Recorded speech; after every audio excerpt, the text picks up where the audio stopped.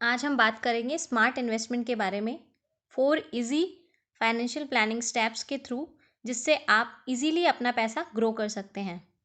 Auto sweep facility के बारे में कि कैसे आप अपने सेविंग अकाउंट के पैसे पर भी 8% इंटरेस्ट रेट पर रिटर्न कमाकर पैसा कमा सकते हैं। और सोवरेन गोल्ड बॉन्ड ये क्या है और क्यों आपको ये बॉन्ड ज़रूर लेना चाहिए। तो चलिए इन सब के बारे में बात करते हैं।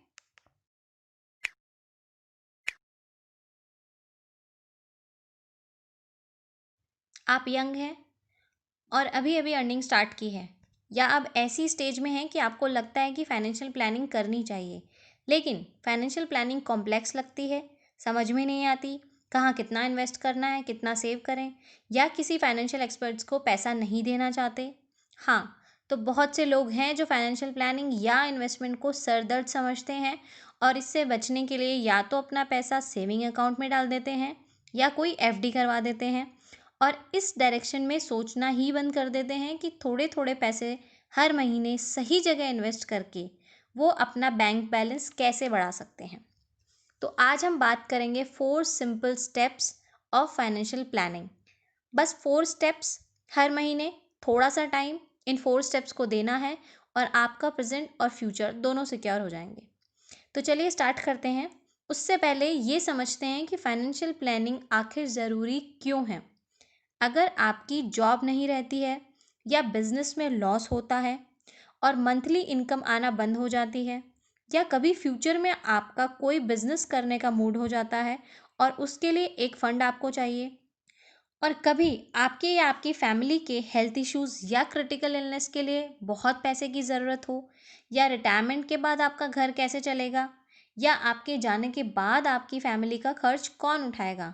इन सब सवालों का एक ही जवाब है, स्मार्ट इन्वेस्टमेंट। जी हाँ, बेटर फाइनेंशियल प्लानिंग। इस फाइनेंशियल प्लानिंग के 4 स्टेप्स हैं: emergency fund, second insurance plan, third investment plan, और फोर्थ रिटायरमेंट प्लान। तो हमारा first step of financial planning है इमरजेंसी फंड। अगर आपकी सैलरी 50,000 पर मंथ है और आपका मंथली एक्सपेंस 25,000 रुपये है, तो आपका इमरजेंसी फंड में एटलीस्ट 75,000 रुपये सेव होना चाहिए।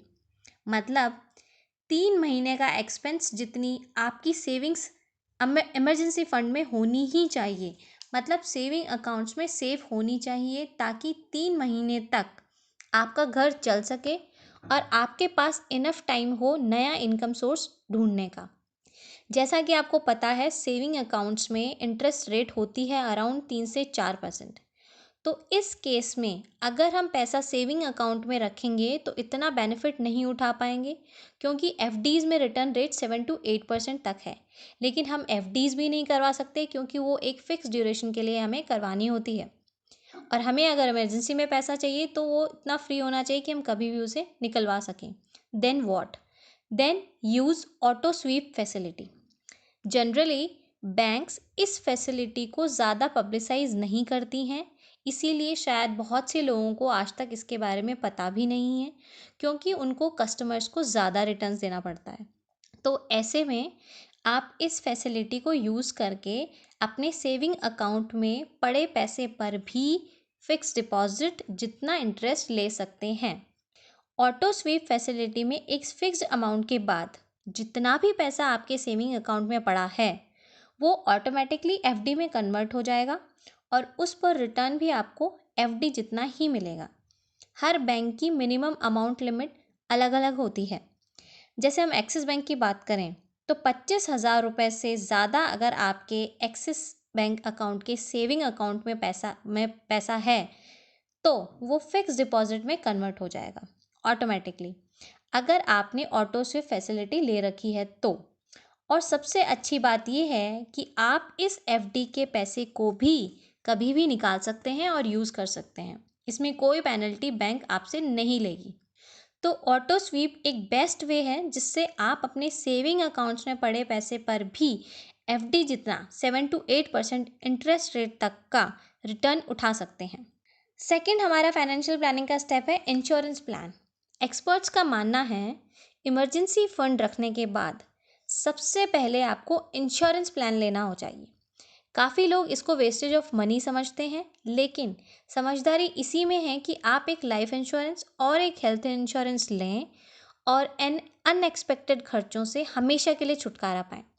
लाइफ इंश्योरेंस आपको अपने लिए लेना है या जो भी घर का अर्निंग मेंबर है उसके लिए, ताकि उनके ना रहने पर भी घर खर्च चल सके।